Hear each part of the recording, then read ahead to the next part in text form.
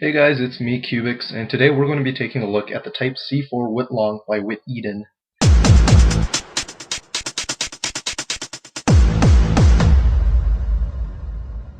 This puzzle is $12 on the cubicle.us, but can be purchased for various prices elsewhere, so you might find a lower price by shopping around.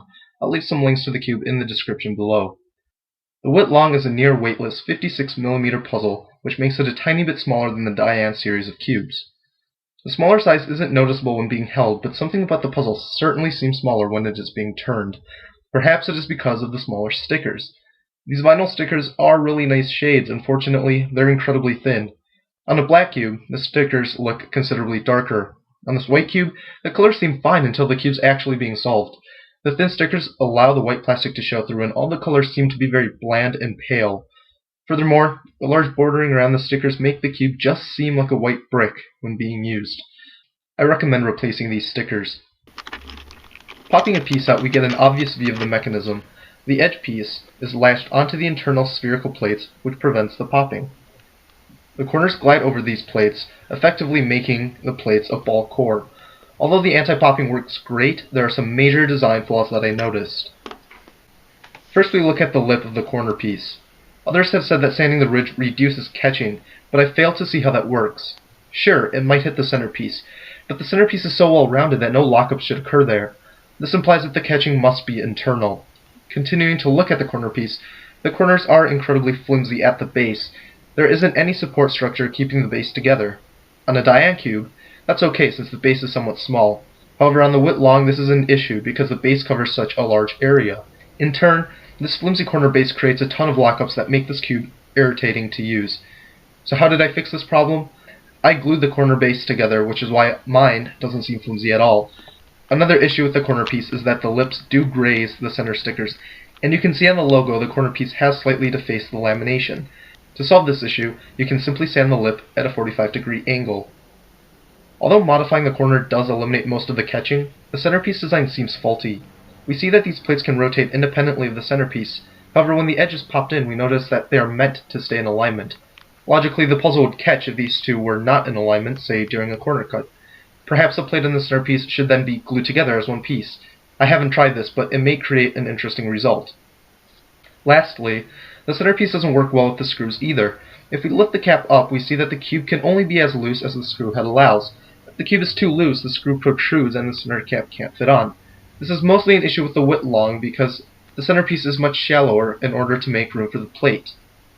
So how does this mechanism affect the performance?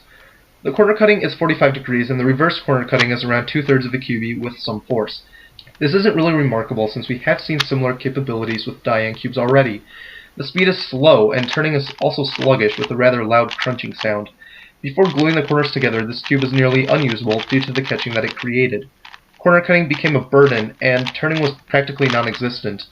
There were a few instances where I actually wanted to chuck the cube at a wall. Only reason I didn't was because I didn't want to damage my wall. Currently with the mod, the cube does seem okay. So would I recommend this cube? Not at all.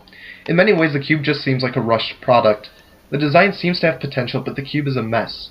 The build quality seems cheap and the pieces are flawed. There isn't anything special about the cube except its loud, crunchy nature. It's inferior to a Diane cube in nearly every other respect. The corner cutting is only usable after modding, and even then, more force seems to be needed as compared to a Diane cube. The reverse corner cutting is a similar story. The only difference is that the WitLong performs quite well for smaller reverse corner cuts, but it's not really a huge improvement over the Diane series. The turning is slow and sluggish and incessantly catches prior to modding. This cube fails on so many accounts, and frankly cannot even be used as a paperweight because it's just too light. I recommend this cube to people who never get irritated and are constantly happy. Maybe this cube will invoke a different emotion. I'm going to have to give this cube a C+. It's certainly not the worst cube in the world, and the design does seem to have potential, but there's just so much left to be desired. Don't waste your money on this puzzle. Thank you guys for watching that video. If you liked the video, please do thumb it up. It helps new people find this channel. If you're a new viewer yourself, make sure to subscribe so that you can be updated of my new videos. If you want to read more about the WitLong, I have a full review on my website. The link is in the description, so make sure you check that out. I also have a Facebook group, Facebook page, and Twitter page, so make sure you join those if you so wish.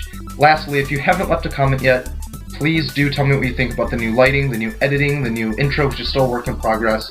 as well as the new camera angle. I want to make sure that my videos get better and better, so these comments really help me out. So if you can tell me what you think, or if there's something that I missed in the review that you really wanted to hear about, please do leave a comment below so that I know I can cover that for future reviews. Thank you guys for watching. Have a great day. Toodles.